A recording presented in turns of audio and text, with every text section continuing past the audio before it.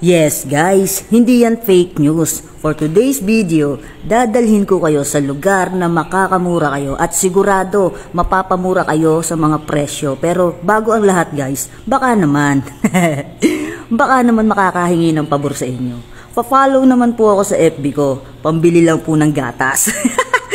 Thank you po. So, ang landmark, Taipei Main Station. Then, mag-transfer kayo sa Orange Lane or pwede rin naman kayo mag-Violet Lane. And then, bababa kayo sa Sanchung MRT Station. Exit 3 dapat, Songqing Road Section 4. Kaya lang guys, for renovation yung daan dyan. Kaya dun tayo sa Exit 1 at mas malapit din dyan yung target place natin. Tatawid lang kayo guys, aakyat sa hagdan at pagdating nyo dito sa tuktok, eto na yung matatanaw nyo. O diba, ang linis ng Taiwan. So, kapag nasa taas na kayo, turn left then walk forward lang. Madadaanan nyo tong New Taipei Metropolitan Park.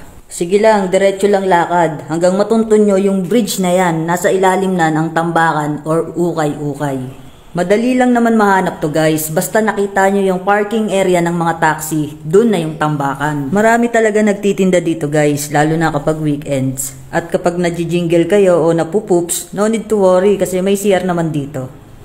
So let's go, pasukin na natin ang mundo ng kababuyan, mundo ng tambakan. Ang punteriya ko talaga dito guys, sapatos. Kasi mahilig akong maggala, yung bang panglagalag lang. Namamahalan pa nga ako sa mga sapatos na yan, kaya nag-ikot-ikot pa kami hanggang sa makita ko yung 1 pair ng shoes for 100 NT only. Puro urig pa guys. Siyempre, sinukat ko agad. Kapag kasya, kunin ko na. Baka maagaw pa ng iba eh. O diba? 1-0. Ito naman yung pangalawa at ito yung pangatlo. Yes guys, bumili ako ng sapatos, 3 pair for 300 NT only.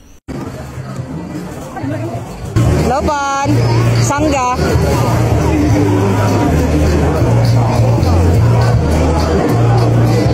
Sesheni. Tagewoyang Pai.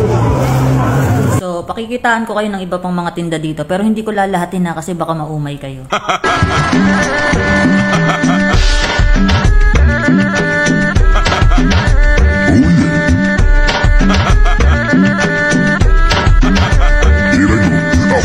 Pwede rin kayong mamalengke dito guys. Nagkalat din ang laptop dito guys. Cellphone. O eto guys, iPhone 5S for only 750 NT. Ito yung tipong kapag nandito ka pa, gumagana. Pero kapag nakauwi ka na, wala na. Tapos pagbalik mo sa tambakan, yung tindero din yun na makita. Joke lang. At eto na yung dildo at yung mga kepyas. 100 NT lang guys. Anong issue? Hindi masyado hugas. At meron din silang kepyas. Anong issue? Ganun din, hindi masyado hugas. So, Tom Goods na. Tara nang mag-food trip guys. Bibili muna ako ng kanin. Yan. Paiinitin muna yan.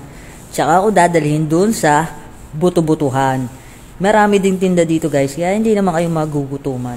Kaya kalma lang, okay? So, ito yung tindahan nila. O, diba? Sarap nung sabaw. Umuusok pa.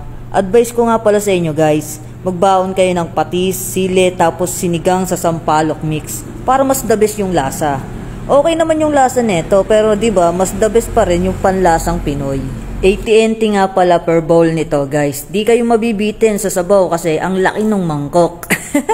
Tsaka guys, yung buto-buto nila, hindi lang basta buto. Panalo ka dito sa laman. At ang lambot ng pagkakaluto neto, promise. Lasang ulit. Sarap dumayo dito lalo na kapag may hangover. So tara, food trip na tayo guys.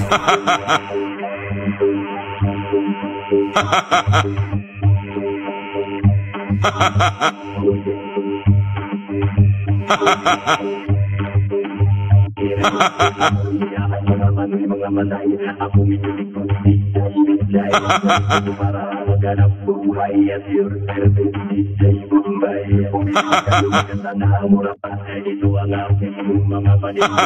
Medyo may konting mga diferensya, pero lahat original, hindi pirata. Wala nang inigas, lahat nakatayo. Parang nagalit, pero yung handle na umiiling. At mag-electric fan na umiikot ay yung katawan. Porque sa galing pakistan, may effect.